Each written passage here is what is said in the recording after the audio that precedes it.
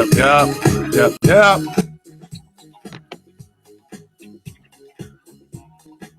All right, everybody. Welcome to WDHR Digital Broadcasting Network. WDHR Radio Digital Broadcasting Network. I am Tronce, the super producer for the Vanguard Fitness Hour. We are going to have a special guest in the house today.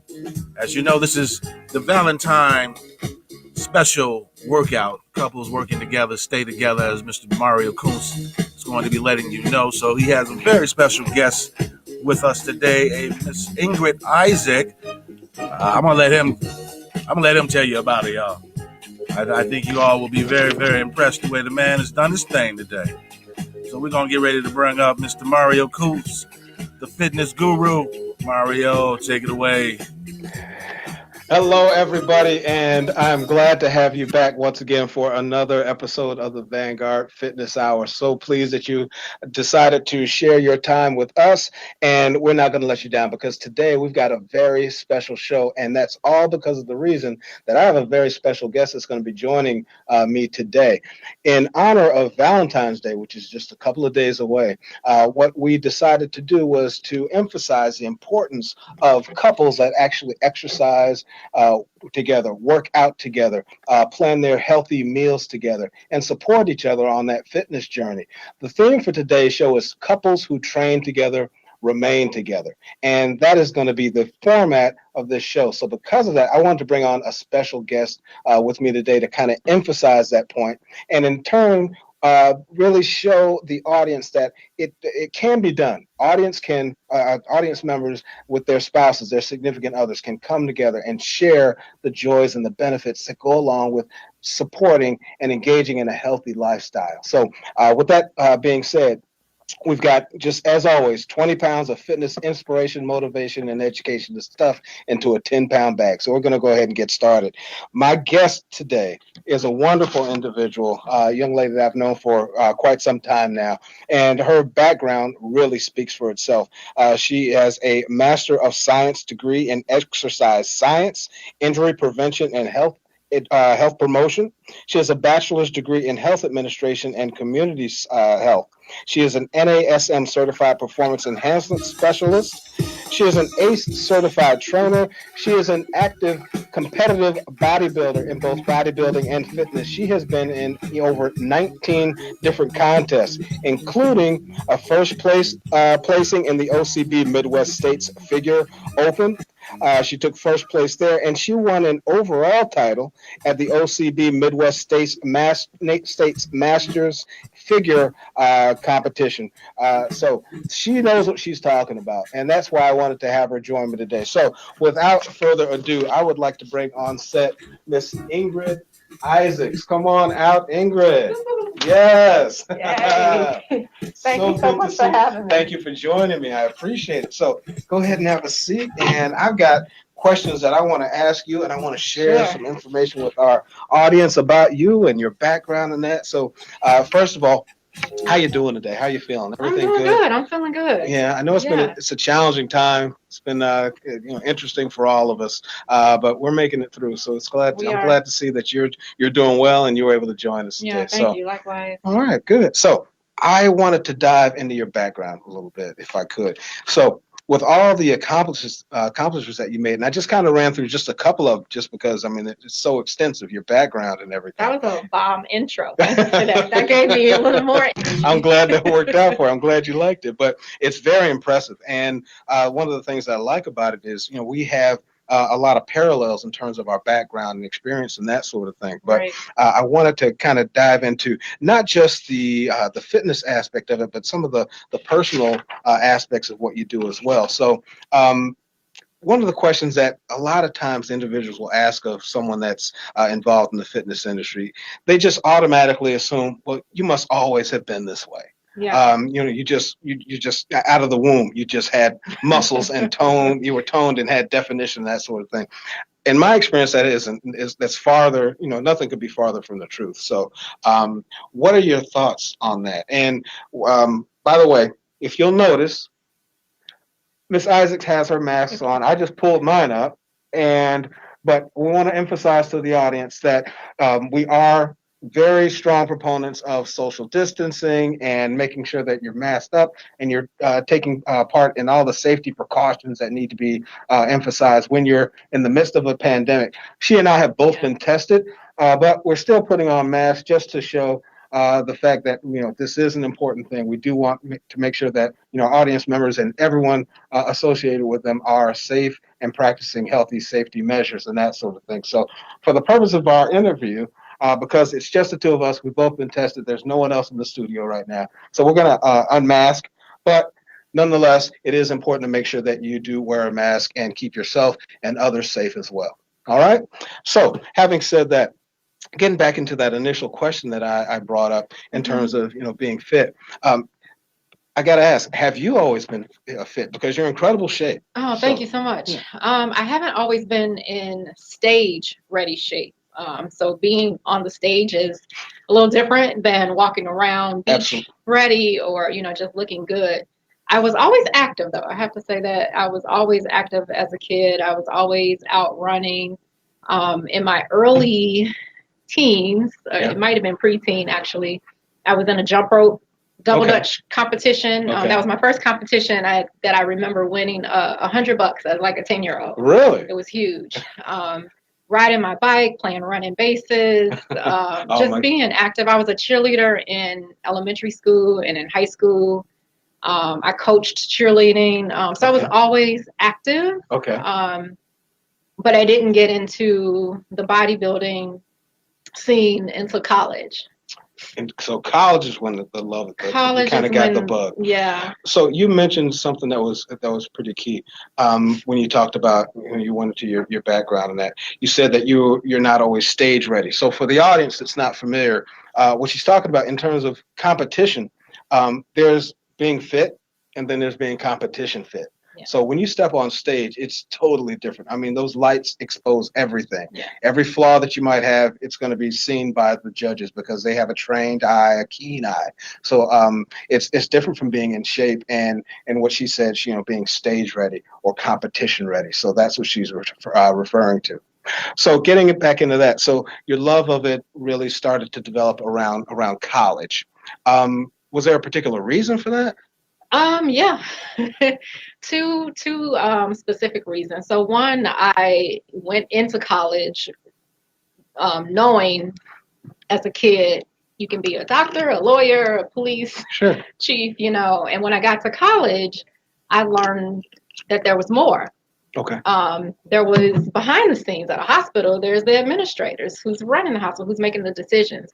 So I gravitated more towards the administrative side. I really, as much as I wanted to help people and gravitated because that's what I knew of going, I want to go to medical school. I didn't want to be around sick people. I didn't want to use needles. I mean, the thought of needles, using needles with an infant, a child, an adult, myself, anybody, I just don't want to do that. Yeah. So when I learned about this health education and health administrative side, I'm an organizer at heart too. Okay. If I was to do anything other than fitness, I would be, and I have dabbled in event planning. Oh, really? So the organization is really key for me. So when I learned about health education, prevention, and the administrative side, I was like, that's what I want to do. That's for me. Gotcha. So part of that, part of the schooling, a lot of the not electives, but the courses that I had to take were actually, no, I'm sorry, it wasn't elective. It was Fitness 101. That was the actual course then? Yeah. Oh, so we were in the gym learning how to properly do the basics, you know, properly squat, properly curl. And I was like, I love this. So I'm also a hands-on learner. Okay. I can hear you talk about it all day long, but until I try it and do it for myself, that's when I can get a grasp on it. So for me, what I started learning in biomechanics was, I loved biomechanics, kinesiology, because for me, it was so functional, right? I can apply what I'm learning in class to real life. I can go and do my own workout or talk to somebody and teach them these real things that I'm learning versus all this. I felt like all the other sciences and stuff, so much is abstract, right? Math. When am I ever going to need unless I'm doing something trigonometry. specific. I can't remember the last time I used trigonometry. Exactly. So for me, it was the love of the organization, the prevention, helping people prevent things and do things better, making decisions, that administrative side. So that class, so taking that class and lifting weights and knowing how to properly, I fell in love with it then. And I started, like, I had a girlfriend in college who was actually working out on the weekends and things, and said, hey, why don't you come with me? And so the blend of those two, here I'm learning it, and now I'm going to the gym and applying it. I fell in love. Beautiful. That is a great story. I like that. And the just the progression of that from, childhood into, young adulthood, and how that really kind of started to blossom in you. So I find that a lot of times when you're on that journey, it helps when you've got, someone, for lack of a better term, a role model, someone that you look to say, you know what, that's the person I'd like to model my fitness career after, or even my training style. I'd like to adapt to that individual. Did you have anyone in your kind of line of sight that did that for you? Yeah, and I tell her this all the time. And you may know Renita. Yes, Paris, I definitely know Fitness. her. Yes. I tell her all the time. It was probably unspoken at first. I was taking her classes, and I liked her method of teaching. I liked her energy. I just like how she presented herself. Yeah. She was also a bodybuilder, professional bodybuilder. So I was watching her compete. Yeah. And she looked good. She looked feminine too. She at that in those ages, in those years.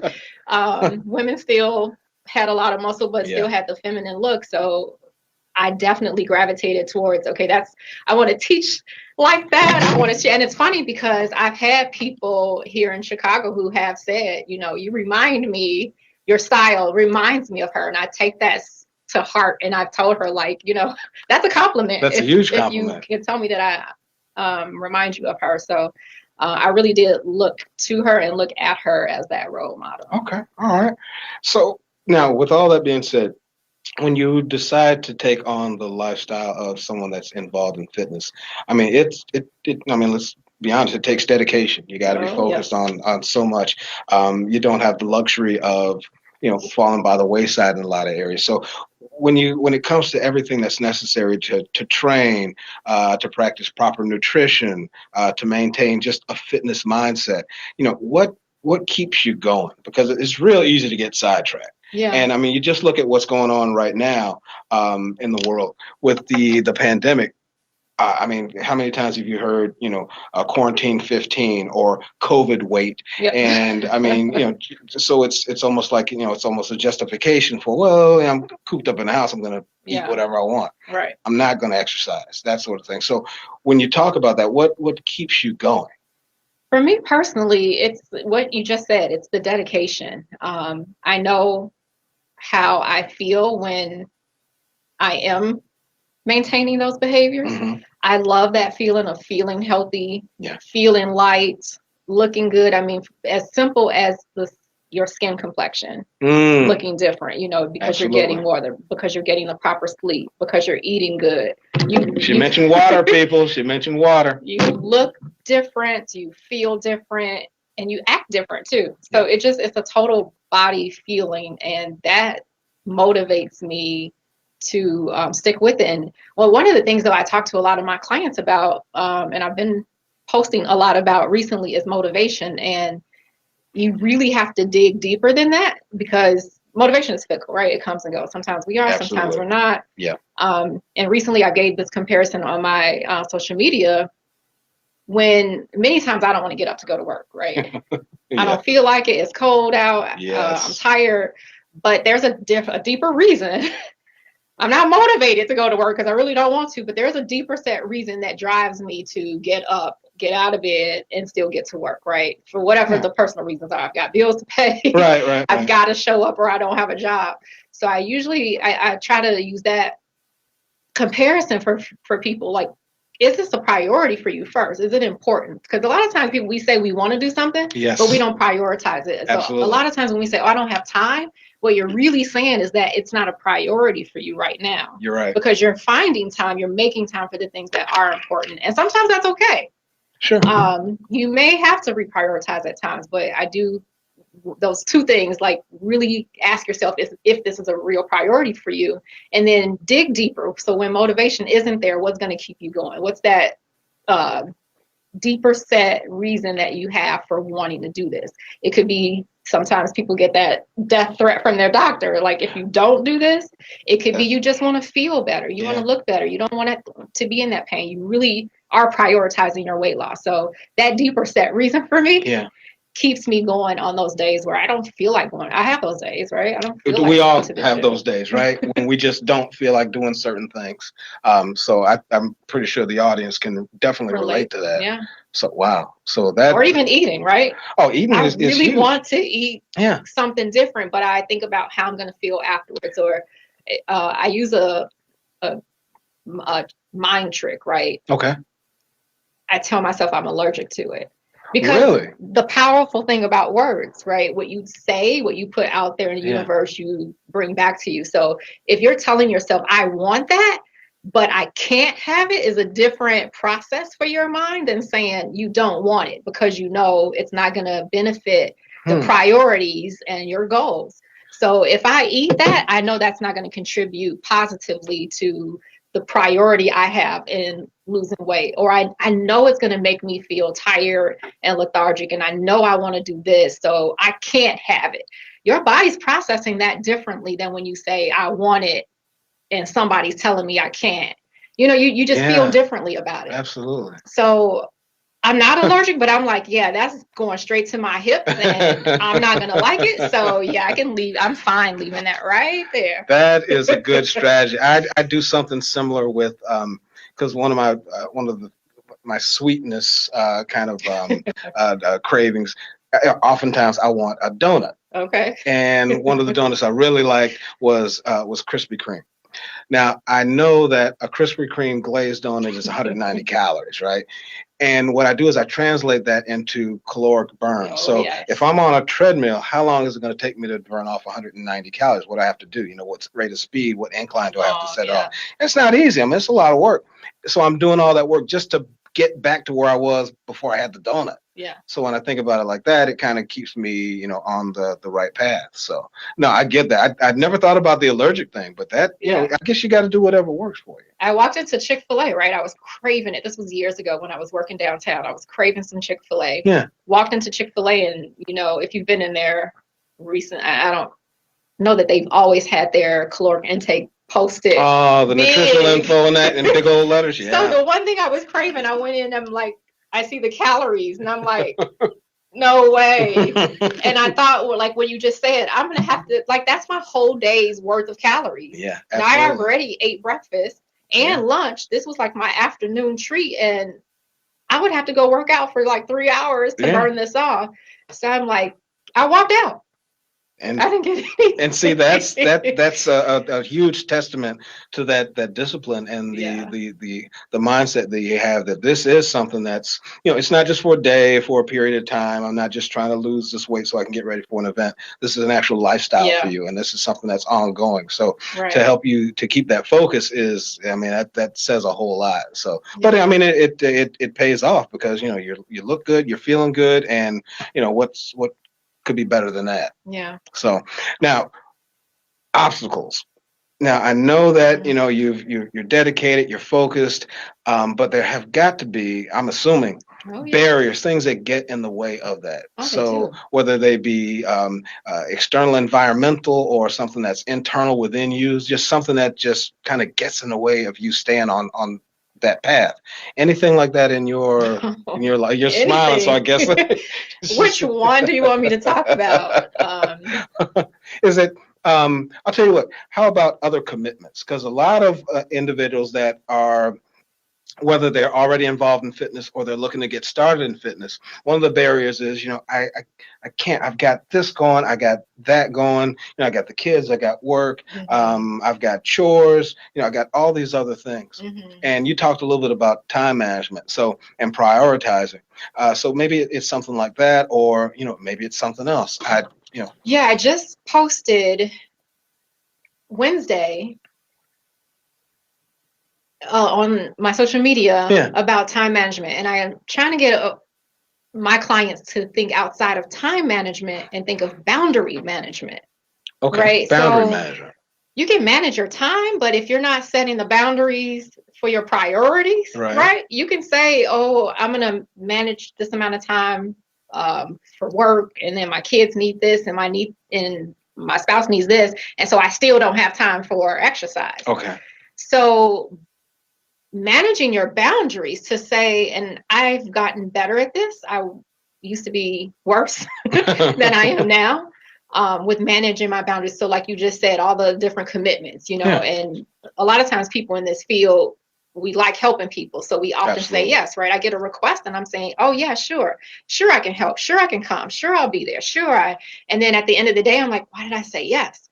So managing those boundaries because now I said yes to all that. So I can't do this now, which this is a priority for me.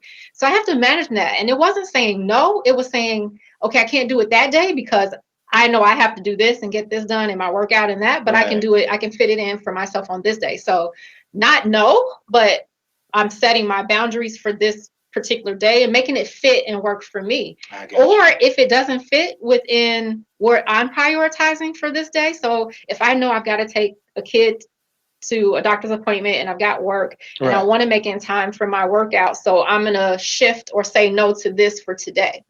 So it's about shifting your prioritizing what's important to you and what you value, managing your boundaries within the time that you have for the day.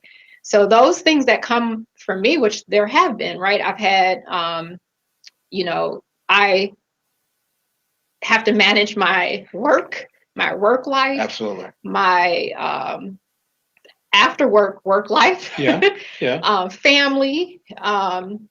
My own workout, writing programs for clients, just all of that, right? So it can, I've had injuries that pulled me away from what I wanted to do. There's an obstacle.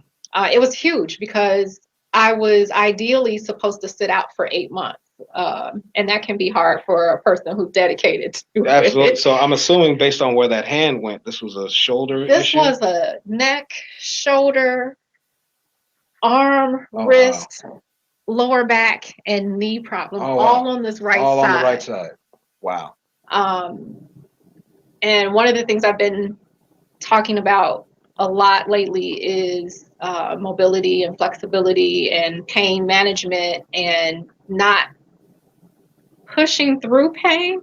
So I was being my own client, right? Well, I can't. I got to keep going. I got to work out. I've got to. So I'm pushing through the pain and I'm making it worse, right? Absolutely. The recovery takes longer. I'm developing scar tissue. It just becomes worse. So as hard as it was, I had to reprioritize. And I had to change my mindset. And that's a key. Another key component that I talk about is mindset. So I had to readjust my mindset, knowing that I'm taking time off. I'm prioritizing recovery over weight loss right now, or stage ready. I'm just reprioritizing that. So I'm doing rehab exercises. I'm just doing something different.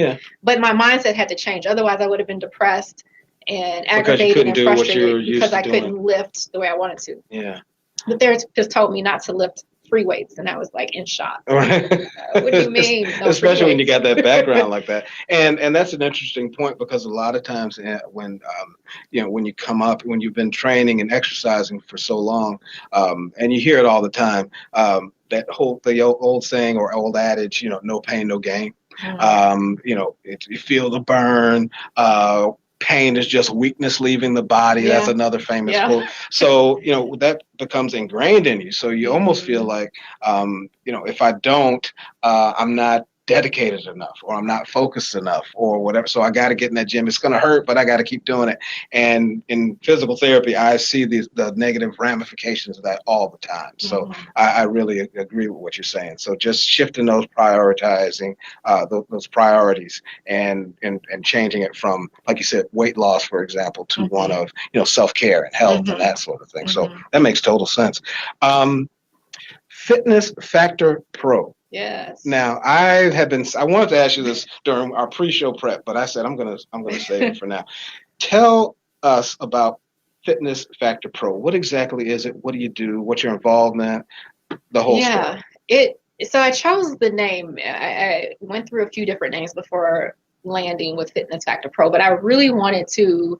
I've learned that the name is or should encompass what a person should expect to receive or can get, right?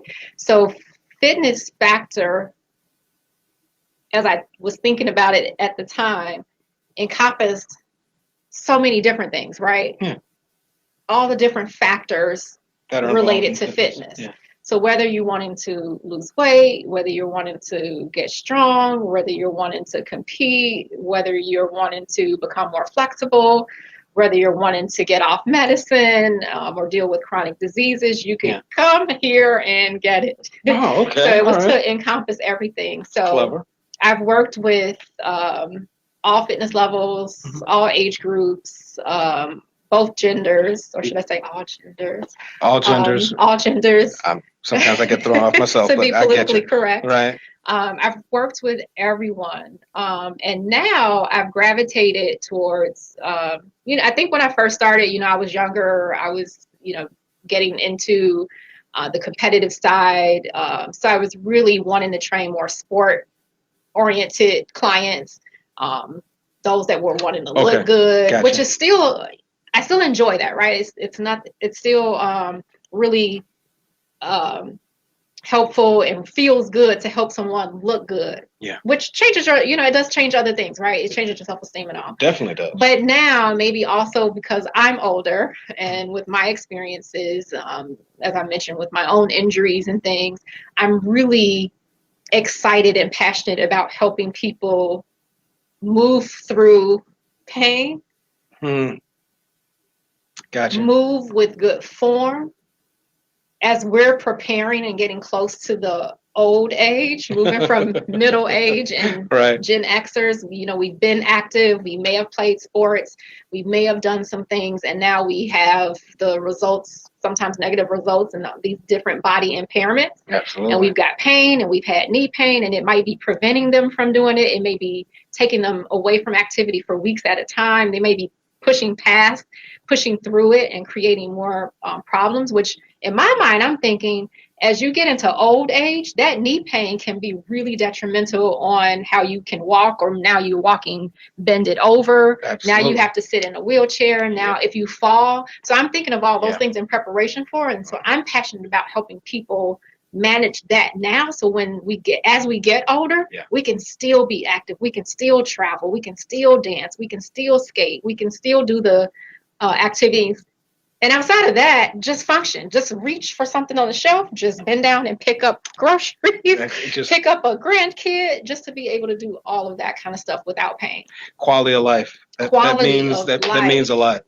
I mean, huge. Just like anyone else, of course, I'd like to live a long life, but the way that life is being lived makes a difference. You can live to 97, but if you're intubated and you're on 17 different medications and you're immobilized, how is that really a quality existence? So I totally get what you're saying, and that makes a lot of sense to me, and I think the audience is going to relate to a lot of that as well.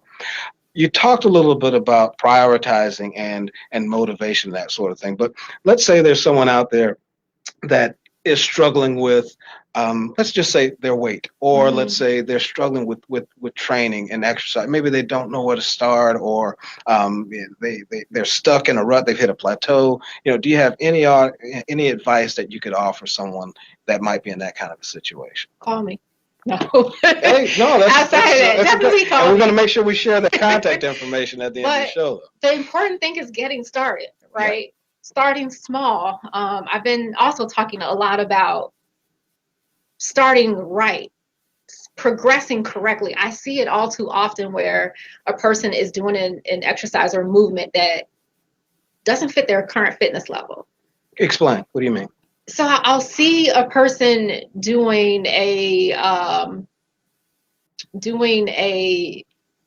push-up, inverted. Oh, okay. Or let me just keep it simple. A push-up, traditional push-up. Okay. And not everybody, right? But just to set the stage, right? They're obese, Yeah. overweight, new, like you just mentioned, if they're getting started, and a friend or a trainer is saying, oh, do push-ups. It's a great upper body strength exercise. Right. So their hands are in the wrong position. Their hips are way too high. Yeah. And they're going through the motion and putting themselves at risk for a lot. All that weight is being distributed to the shoulders. Yes. Yeah, I got you. And I've seen a trainer training somebody who was complaining of being in pain with the exercise they were giving them. Oh, boy. And part of what the trainer was saying was great. It was motivational. Okay. I do a lot of people watching in the gym sometimes. That's why I put my music on so loud that I don't get distracted. And sometimes I try to wear a hat and keep my brim low so I'm not distracted and I don't make eye contact. But this particular day, I'm just like, I was stretching. So I was like, just people watching. So the motivational information he was giving was great, right? You got to push through pain. You know, it hurts now, but you know, you can do more than what you think you can. And, you know, is that true? Yeah, a lot of times a person can. Yeah. But what I would have preferred, what I usually have trainers that I'm supervising and what I do for myself is, one, you got to listen to a person, right? If you're in pain, how can I adjust this exercise, this movement to make it work for your body? Right. Or are you ready for this?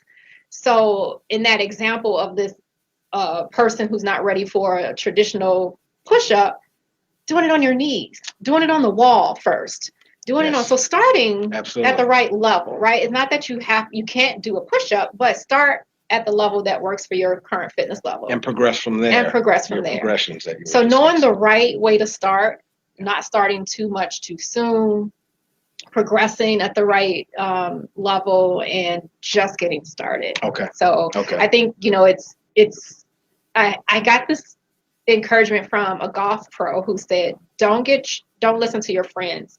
Don't let them teach you how to play golf, because you'll learn their bad habits. Yeah. And when you come to me, I have to retrain you, and now everything's going to feel different. Got to clean that up. So I know a lot of us, and I love, you know, of course, that people that work out are sharing and bringing people in, and spouses that work out are training their spouses and stuff, which is great.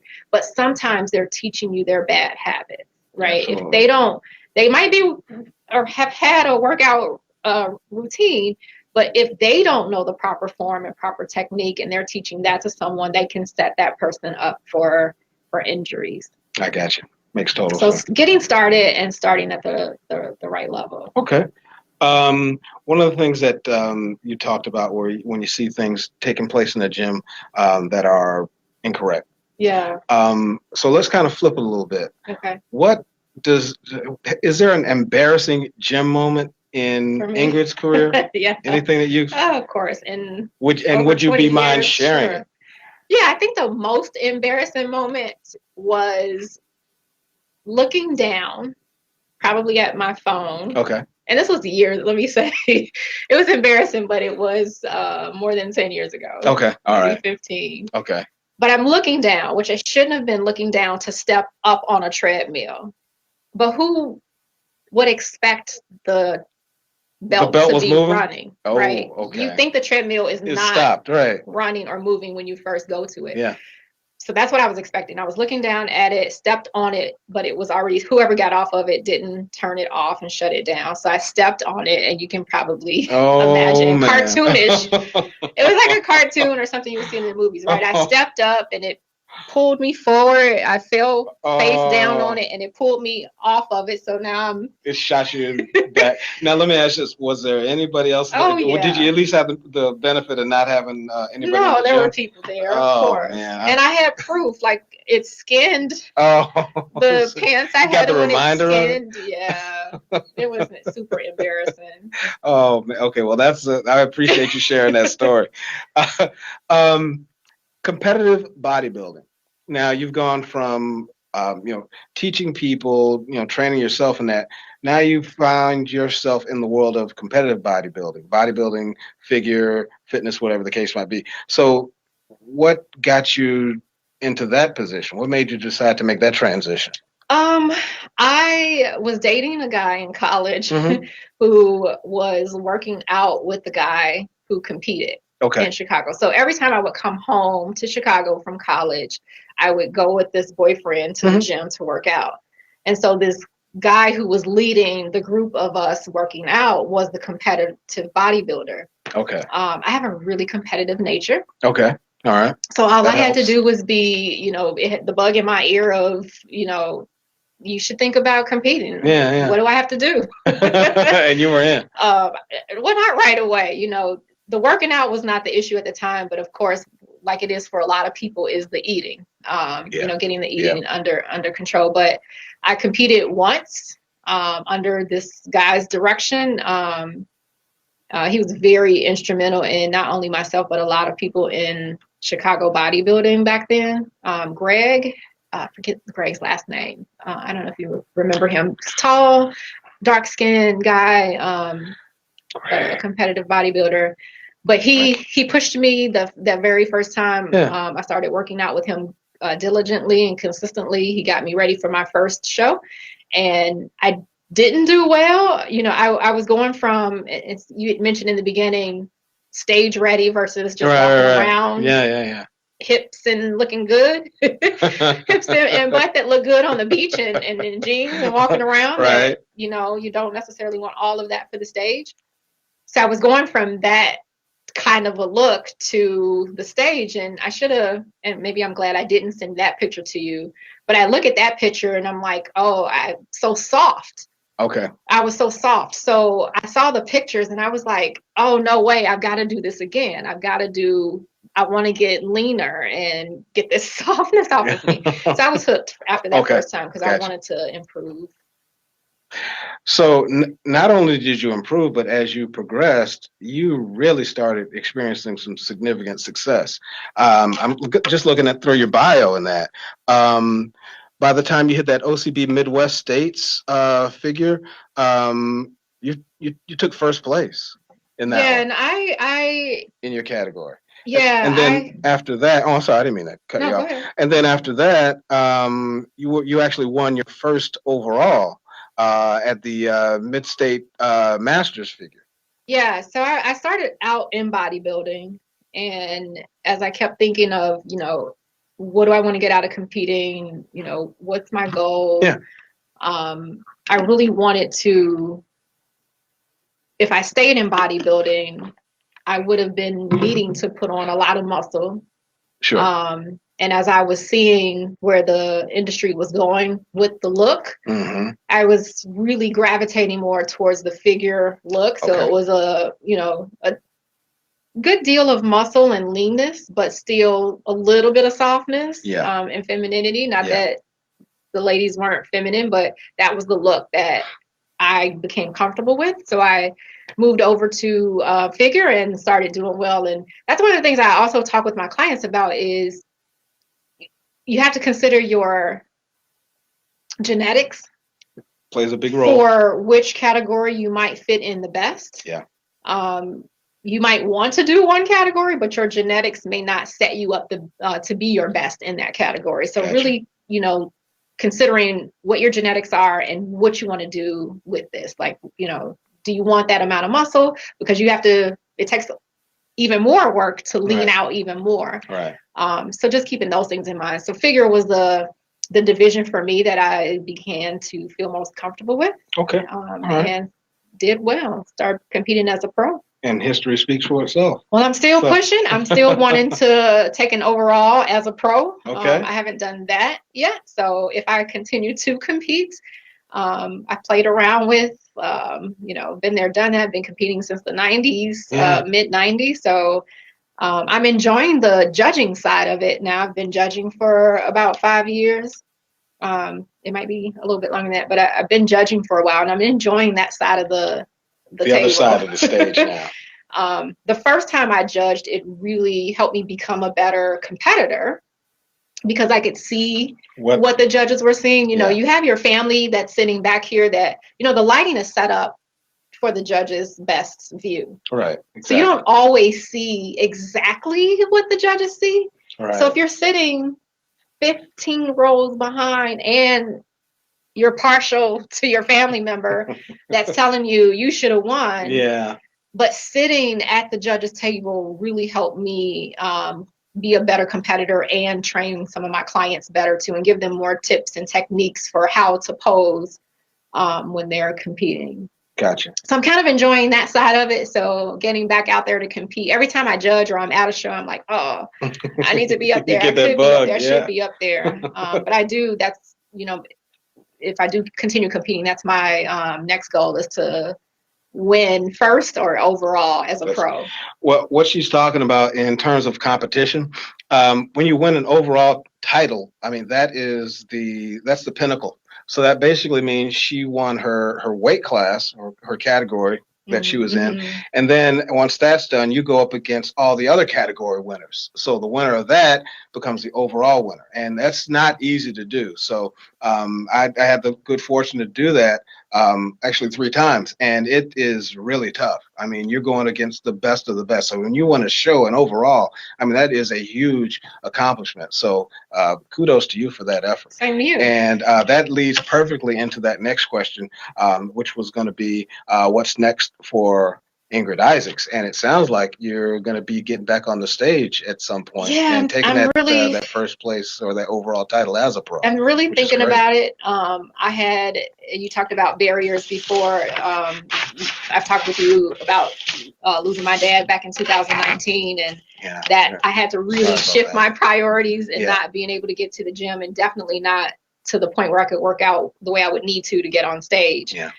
Fitting in workouts where I could in the hospital room, doing dips and things like that. So I'm really focused now. Again, my priority is just getting back to feeling good. It wasn't COVID weight gain for me. It was stress weight gain. So just that testimony too. I think a lot of people don't realize how stress, lack of sleep, and nutrition individually and all together have a tremendous effect on your body. Absolutely. So I'm coming off of that. And then, of course, COVID, it wasn't getting physically to the gym, doing my workouts at home and outside. And also, that's my goal right now, with a competition in the back of my mind. Okay. I'm progressing to the point and get where I want to be to do well enough, the way I want to kind of win and do well in a pro show. So we'll see if that's this year or not. Well, we'll be there supporting you. So I'm glad to hear about that, and we're definitely going to keep the audience informed about it. So that's a perfect lead into the overall theme of the show. So when we're talking about couples who train together, remain together, I mean, there's just so many benefits to individuals actually sharing that joy that comes along with training and exercising together, and they're both able to reap the rewards of that. So just some of the key points of that. Number one is accountability. So, I'm accountable to you. You're accountable to me in terms of making sure we get our workouts in, we're eating properly, we're getting the right amount of rest. If you're stressed out, I can do what I can to kind of help to ease that. Maybe I can take the burden off of you a little bit. You do the same with me. So that's a huge, huge benefit to it. Happiness, that's a key point. I mean, when couples work out together, when you exercise, it causes that release of that happy hormone, which are our endorphins, right? So, that happy hormone, I mean, it's contagious, right? So we're working out together, we're sharing in the benefit of that. So that's another key point. Emotional bonding. It's just one other thing that we can do together as a couple that we can enjoy and we can partake in. And it's a way for us to, come together and just to really strengthen the relationship. So that's another key point. Did I hear you, super producer, in the headset? Were you saying something to me? You have my wife over here jumping up and down. Working out together. And you've already spoke to her earlier today. So. Yeah. So she's like, she's like skipping down the yellow brick road right now. Well, that's a good thing. You keep skipping down that road and take him with you. So another few benefits.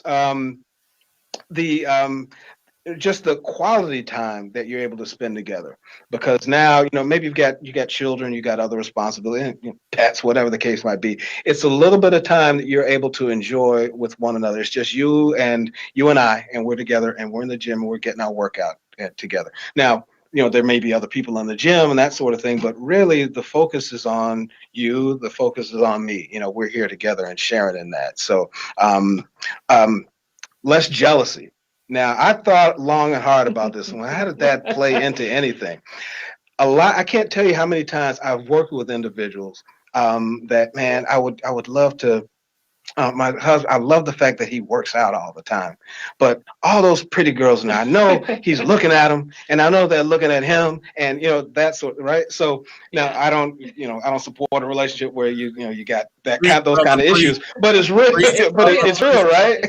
Preach, brother, preach. He's in my headset saying, "Preach, brother, preach." but it happens. So if that's the issue, well, why don't you join me? We'll work out together, and there's still going to be there's always people looking at other people and checking that others out. So you can't really control who's doing that. But I've got my spouse with me, I got my partner with me, and that sort of thing. So that really alleviates a lot of that, those side environmental factors, right?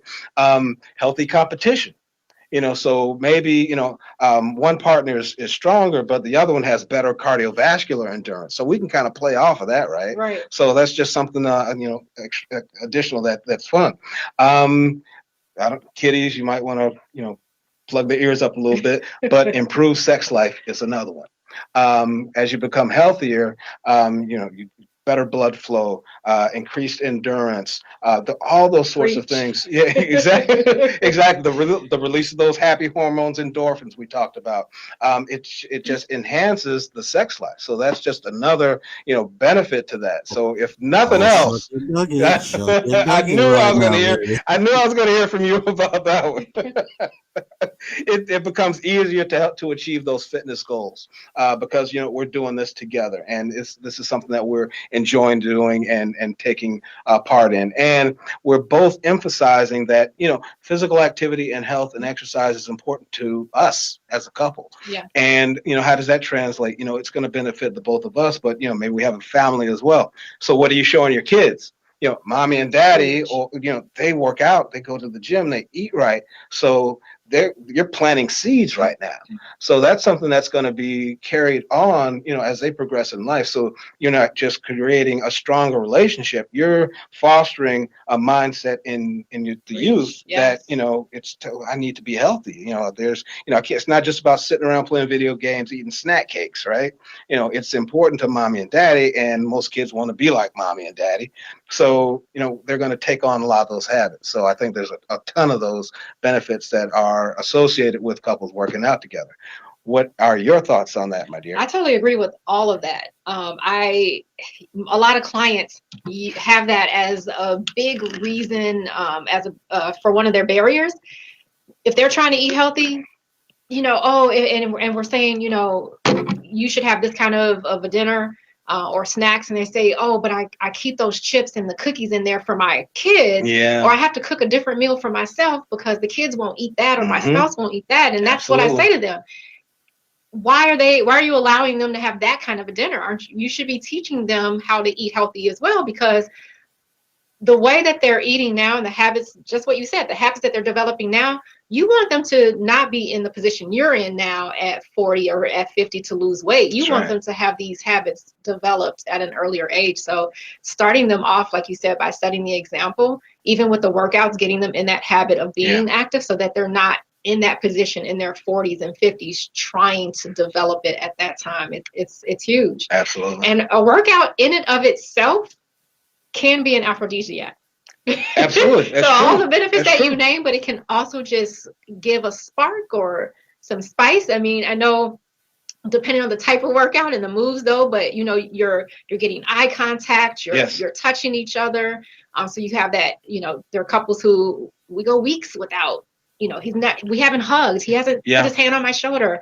He doesn't put his hand on my knee, so it gives you those aspects as well, and just helps solidify that foundation. Agreed. It's all critical things. So with that being said, we are going to take some time to show the audience, and hopefully we have some audience members out there to decide to participate and follow along with some of the exercises that we're going to be doing. They're all partner-based exercises, so any of these can be done, with you and your partner working out together, different levels of challenge and that sort of thing. But it's designed to be fun. It's designed to be something that's going to benefit you physically, emotionally, spiritually. That's what partner workouts are all about. So we're going to share some different movements with the audience today. We hope you enjoy them. So I'm going to go ahead and get set up. We're going to get in our spots and share some exercise movements. Now, the nice thing about what we're going to be doing today is the equipment that very minimal equipment. So we really don't need to use a lot. And there are always options that you can use to substitute for different things as you're going through your workout routine. So I am going to move these out of the way. Big proponent of stretching. We both are. So we talked about that. So just real quickly, just for the sake of time, we're just going to knock out a couple of lower body stretches. So we're going to start off with a quadricep stretch. So I can either use a stable object to kind of secure me, or you can do it freestanding if you got good balance. And we're just stretching out those quads, just holding it in place. You can set a different time limit for however long you want to do that. And that's another opportunity for couples to work out together. She's getting her stretch in. We're kind of balancing each other out and offsetting so that we can get that stretch. After whatever time frame we set, let's say it's 30 seconds to stretch, we're going to switch so we can kind of rotate, hit the other side, and get that quad stretch in. We're going to go for an inner thigh stretch. So basically what we're going to do is extend our legs out. We got toes pointed to the outside for the stretch, the direction that we're going to be stretching in. The other one is going to be pointed straight. We're just going to lean into that stretch and hold it right in here, which are the adductors. We're getting a nice stretch there, and we're just holding it. We're going to get the other side, we just come up, shift the foot positions, and we go to the opposite side.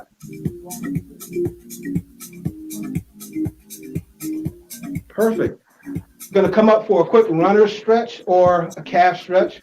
Basically just going to secure ourselves against any solid object. So tell you what, I'm going to let you get a calf stretch. I'm going to provide your support. She's bringing that back foot back. It's like she's driving her heel through the floor until she feels a nice stretch in her calf muscle. Got a good stretch? All right, she's going to go ahead and switch. Again, driving that back heel through the floor. I'm just providing the support. And I can do the same thing at the same time. So I got a stretch in my right calf right now. So we got some lower body stretches in. So we've gone through our stretching activities. We're going to go ahead and get some cardio in. So we decided to select jump rope. So we both got jump ropes, and we got a couple different ways that we can perform this activity. We can jump rope at the same time, or we can alternate. So let's say that my partner is going to actually participate in the jump rope. Okay, so she's got hers going, and I can do mine at the same time if I wanted to. So that's one option.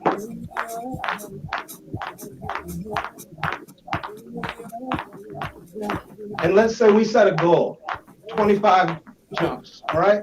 So that's a modest goal. Let's say we hit it. We just got our 25, right?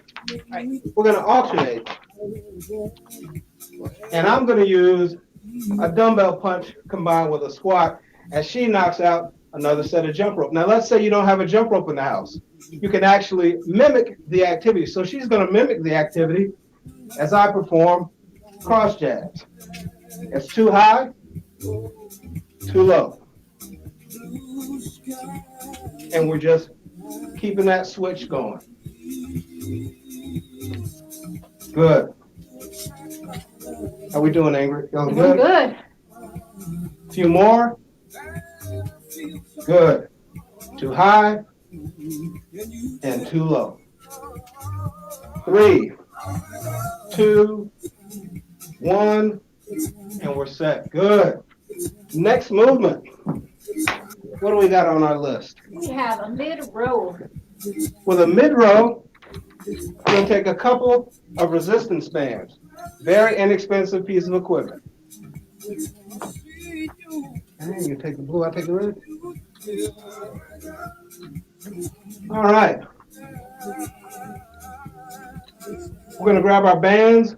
We're going to go for an inward row. So we extend our arms out so that they're nice and straight. We're going to pull the handles in, extend back out, and we drop for a squat.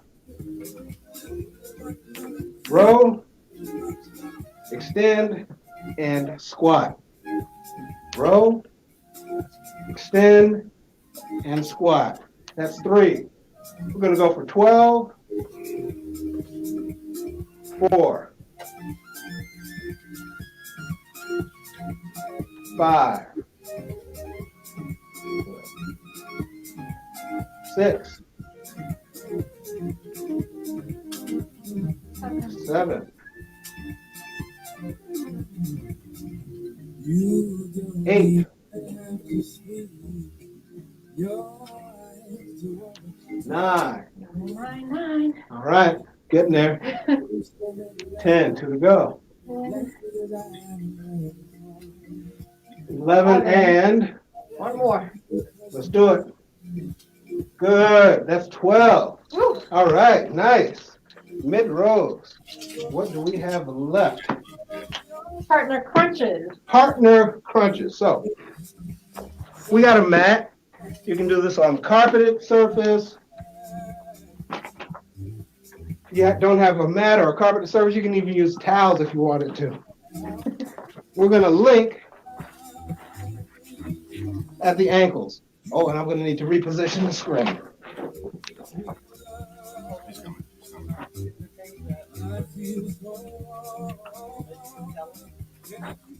Okay, we look like we're in good view here. All right.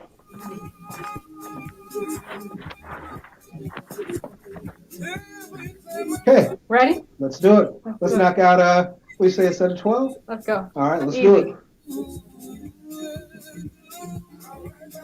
1, 2, 3, 4, 5,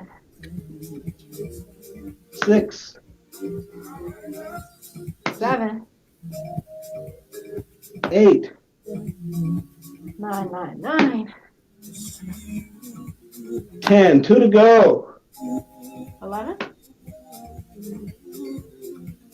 And 12. Beautiful job. Good job. Crunches with a ball pass. Crunches Ready? with a ball pass. Let's do crunches with a ball pass. So we got the same basic positioning. We're crossed up at the ankles. Medicine ball, any weighted object will do. I'm going to bring it down. I pass it to my partner. 2, 3, 4, 5, 6, 7, 8, 9. 10, Let's go. 2 more. 11, Last one. and 12. Woo, woo, woo. Now, let's say we actually didn't have a medicine ball or even a dumbbell. You can even use a jug of water. Okay, this is a gallon of water. When completely filled, it weighs about 8 pounds. You can increase the weight further if you want to fill it with sand. With sand, a gallon weighs about 13 pounds. So you've got some options that you could use for that. I recommend using the type of bottle with a screw top so it doesn't spill out. Next exercise. We can use that for the kneeling partner twist if you want. Let's do it. Now, although we do have the medicine ball, we're going to try it with the gallon of water. Again, it's about 8.8 pounds. My legs are going to be on the outside. Upright position. I'm going to start by rotating to my right. I'm going to pass it to my partner. Bring it around. Beautiful. 2. Focus on obliques, abdominals. I've even got some low back muscles working here. Oh, yeah. I feel it. Perfect. I'm not counting. I'm not either. We're just having fun with it. Let's do a countdown. 10. Sounds good. 9. 8. 7. 6. 5. 4. 3. 2. And 1.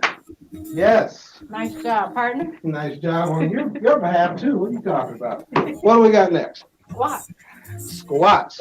Fan favorite. All right. This is definitely one of her favorites. We're going to link up. And inhaling as we go down, exhaling as we come back up. We're going to go for a set of, what do you think? How many do you want to go for? 15. 15. All right. Challenging goal today.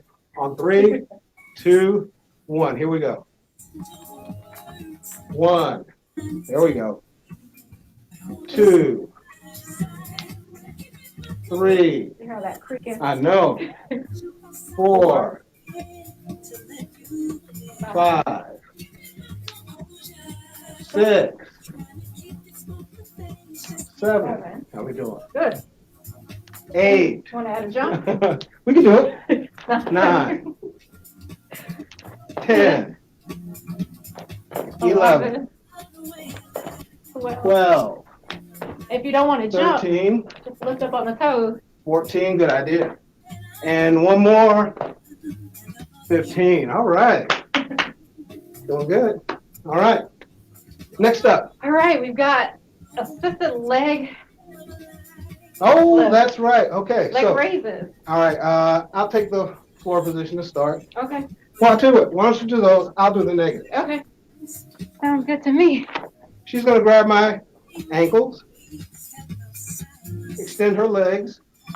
I'm going to give her a push. She's going to resist, bring her right back up. Now, we can add a modification to this. So what I would do is push in an opposite direction. So now she has to work different muscles to complete that movement. The nice thing about it is I don't tell her what direction she's going in. You're doing great, partner. Let's go for 5 more. Okay. There's 1, 2, 3, 4, and 5. Beautiful. Now, we're going to change positions. I'm going to focus on negatives, which is the descending part of that leg raise. I'm grabbing her ankles. Legs are extended.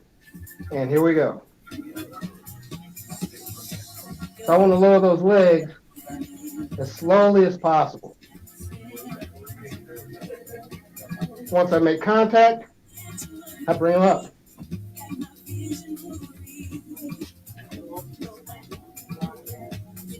This isn't the time to be mean with your partner. You want to give them a gentle push. Absolutely. Or a push that matches their fitness level. I appreciate that.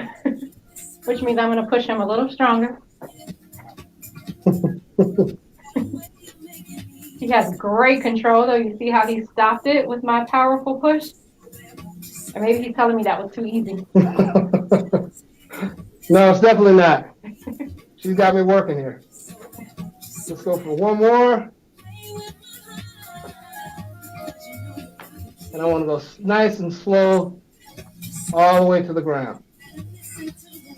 Nice job. Thank you. Control. All right. All right, we've got squat arm rotation. Squat arm rotations, focusing on that lower body. And we love to do that lower body workout. So we're bringing an arm across. Link up. We're going to a squat. Switch. Good. 3, 4, 5, 6, 7. If this is too easy, 8. you can have a I can have a dumbbell or weight. Dumbbell or weight, that ball or the kettlebell maybe. Kettlebell or the water. Yep. And transfer the weight. Let's give that a shot. Oh, I shouldn't have said anything. All right, you're going to take it. And this is our first time trying this, folks, so bear with us. Okay. Let's go for 3 more. Transfer. I'm going to do it this way. But that makes it fun. It does. Humorous. Yeah, absolutely. And have fun with your workout. Have fun with your workout. Why not? If you can laugh through your workout, you're going to be more likely to continue it. Chest to chest. You guys had no idea what you all were doing. One of my favorites. We're going to link hands. We're going to step back from each other so that we're at a slight angle. I'm going to go in and off to one side. She's going to do the same. So here we go. Cross. 2, 3, 4, 5, 6, 7. Good job. 8, 9, 10, 11. You want to go for 12 or 15? Go. 12. All right, we'll keep it at 12. Sounds good. All right. Nice work. Push and press. Push and press. You ready to go? I think so. I'm going to take the press position. Okay. All right. I'm going to take her down. Nice and easy. I get to that bottom position. I'm going to exhale and press her back up. 2. Excellent alternative to a typical barbell bench press. And much better to look at, too. I lost count. It's 5. I was counting. Last 4. There's 4. 3. 3. 2. 2 and Magic number. 1. Push and press. Good job, partner. All right, good job on your part. You ready for jump overs? Oh, man. Here we go with jump overs. All right. Now, this one takes a good amount of coordination. It's fun, but you want to make sure you're careful, and you want to make sure that you have the ability to get over your partner and do that. So I'll start in the down position. You're going to hop over me, and then you're going to assume the same position? Yes. All right, so I'm going to start in a plank position, right? I'm on my forearms, toes down. I'm going to elevate my glutes so I'm nice and straight. My partner's going to do the rest. I'm going to show you one way, the modified way. You can step over, facing your partner or to the side, or hop and come down into a plank. And you can also come down to a kneeling plank. Once she's in that position, I come over her, drop down to my plank. And we're going to work to the opposite side. Okay? We're going to go back, and we start going toward the other end.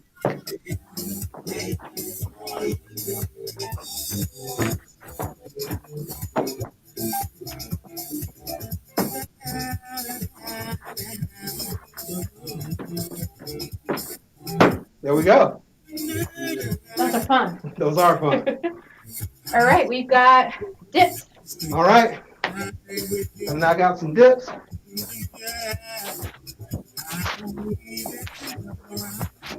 You're going to do bridges. I'll do a bridge. And I'm going to do dips. Ready? Ready. Let's do it. 1, 2, 3, 4, 5, 6, 7, 8. We're going to the magic 12. Let's do it. 9, 10, 11. Magic number 12. 12. All right. Next up, Partner resisted leg curl. partner resisted leg curls. So my lovely partner is going to be face down on the mat. Now with a curl, we're working the hamstrings, right? So I want to provide resistance as she's attempting to curl her legs up. So I'm just going to secure just at the ankle, and she's going to raise as I resist. That's one. She's going to let it back down and curl. Feel those hamstrings working? Oh, yeah. There's 2.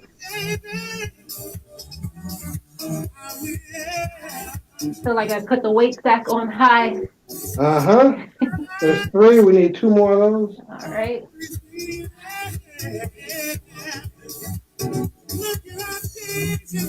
Good. 1 more of those.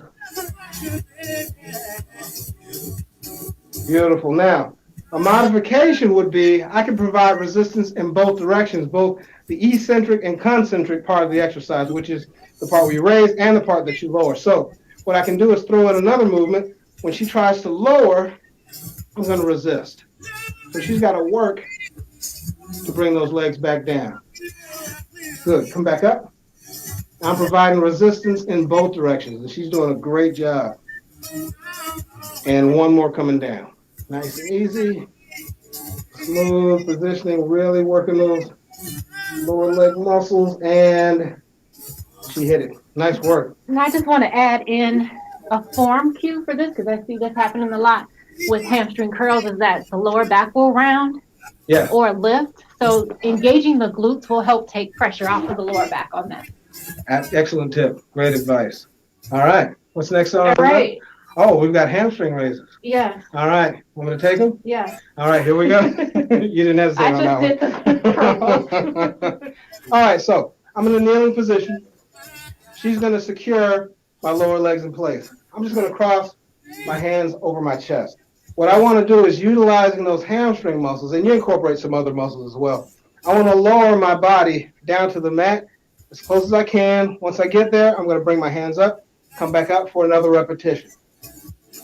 When you're supporting the person that's performing the exercise, your hands are on their ankles and you're wanting to lean your weight into their lower body to hold them steady. You do want to ask them if their ankles hurt by you doing that. You may want to go higher on the legs. And if you're lighter, if you weigh a little bit less than the person who's doing the exercise, you may also want to put your knees just on the front part of the toes to add a little bit more resistance. Gives you some more leverage too. Yeah. It's nice. All right, here we go. She's got me secured in position.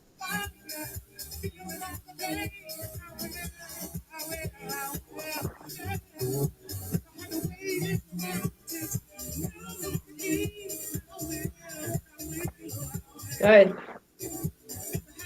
How many more can you do? Let's go for another couple.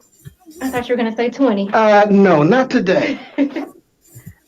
As you get lower, it really gets tough as you fight gravity. Yeah, this is a tough one. And I'm going to try 1 more. All right, let's do it. Here we go, partner. Yeah. Awesome job. That is a heck of a workout. All right. Good job. All right, wall sit. Wall sit. Next on the list. We're going to finish up with those. All right. We're going to take a back-to-back position. All right. Going to bring our feet out. And simultaneously, we're going to descend toward the ground. So let's give ourselves a 3 count. On 1, 2, 3. And we're going to hold that position. You really feel those quadriceps moving. Cool off, cool off. Cool off, cool off. Remember that challenge I had? I remember that. Cool off, cool off. I'm taking nice deep breaths into the nose. You're trying to really push your back toward each other, especially your lower back. And we're going to hold it for whatever predetermined time frame you set, 15 seconds, 30, 45, a minute, whatever the case might be. You want to make sure you come up together on 3, 2, 1. Bring it back up. And we made it. Awesome. Nice work. Awesome job. All right. So let me pop these earbuds back in so I can hear Francais, the super producer, because he's probably barking at me by now.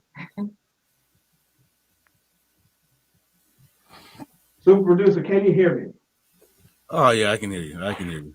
All right. Any questions, any feedback, thoughts, besides the awesome job that Ingrid did today? Oh, no, you guys did. She's camera shy, right? No, you guys did awesome. I think, partner workout, couples workout is definitely the way to go. Great chemistry. Very, very, very fun to watch you guys do that. I think that's something that we actually should incorporate in the show a little bit more. Absolutely. Big shouts out to Sean Salisbury, who went through everything to try and make sure. Oh, he went through the exercise routine with us. All right. Good, good. Tell him I said congratulations, man. Yes, definitely. And you getting the thumbs up from her? Oh, yeah. Two thumbs up. And we have, great listeners. I raised the roof. There you go. Raise the roof. He's supporting the raise the roof efforts. So definitely, like I said, a lot of fun. I think the best for me was to see you guys with the water jug. That was funny. He really liked the water jug. Oh, good. Yeah. Good. Yeah. So that was a whole nother show on home hacks. That's a great. Do around the house. She just came up with a great. I don't know. Did you pick that up? That's a great idea. She said a show on home hacks. Basically, different things that you can do. Your entire workout at home. Yeah, and a lot of people don't. Let's face it. A lot of people don't have dumbbells or kettlebells or barbells and that sort of thing. So, what can you use around the home that can still give you an effective workout? It's a great idea. Yeah, because when we tell them, they're like, "Oh, I never would have thought to use that." Exactly. So I think that's key. All right. You guys put it together, and I'll produce it and make it happen. Well, we will. We're definitely going to work on that. But before we sign off, I want Ingrid to give an opportunity to tell all the listeners how they can get in touch with her. Yes, please reach out to me with any questions. Today actually is my fitness makeover Fridays, where I take an exercise and make it over with given the correct form, techniques, and things like that. So you can reach me on Instagram and Facebook at Fitness Factor Pro by Ingrid. You can reach me by email, fitnessfactorpro@gmail.com. And if you want to reach out by text or call, it's 312-646-0776. And my website is also fitnessfactorpro.com. So just look for Fitness Factor Pro. And what I'm going to do, I'm going to get all that information for you, super producer. I'm going to send it over so we can put it on the screen. I'm also going to share it to my page because I'm sure there's a lot of people that will want to get in touch with you and get some more information. As always, my information on Facebook is Vanguard Exercise Management. Just type in the name. It'll come up. Usually once you get Vanguard, it'll start to show. On Instagram, Vanguard MGT, Mark George Thomas, followed by the number 1. Or you can send me an email to vanguardmgt@yahoo.com. That's Vanguard Management MGT@yahoo.com. And for listeners that or viewers that tuned in, if you would like a breakdown of the exercises that we did today, I'd be happy to shoot that out to you, so you can utilize those for your own workouts at home. All right. So I guess that's where we are, correct? Absolutely. All right, people. Once again, this has been the WDHR Radio Digital Broadcasting Network with the Vanguard Fitness Hour with special guest Ingrid Isaacs. If you guys missed the workout, it will be rebroadcast on WDHR Radio's website as well as the Fitness Guru, our Facebook page. as well as our radio station page. So be prepared for a beautiful, beautiful Valentine Day weekend. This is something that you guys do not want to miss. If you missed it today, don't miss it this weekend. Again, I am Tronce, your super producer. Yes, you are. We will just let some of this mix play for a minute. I'm going to just let the guys go ahead and, talk for a second. All right. So, got some sign-off music going on. Got some great feedback. So, looking for. So, what kind of dance should I do? You know what? Let's see. You got house music going. So she's definitely the dancer. You don't want me. So let me have you come over this way so they can see more of you, right? Because see, you don't want me doing any dancing because I will run every viewer off of this station. That's why. All right. That's really good. All right. All right, people. Once again, this is the Vanguard Fitness Hour on the WDHR Radio Digital Broadcasting Network. Again, I am your host, the super producer, Tronce, the super producer. I have to get that right. You're going to get it. I'll work on you with it. And remind them to make sure that they tune in next week because we have Nurse Dina Mays, who is an actual COVID emergency room nurse. So she's going to share a lot of the information and things that she's seen throughout this pandemic. So it's going to be a really good show. So looking forward to having you all back the same time next week. Yeah, definitely look forward to that next week. Again, look forward to the finding whatever you can work out with in your home segment with Ingrid and Mario. Definitely want to have that actually go off as well. So, again, guys, you guys are great. There's nothing too much I can really say. I had fun, people. Bye-bye.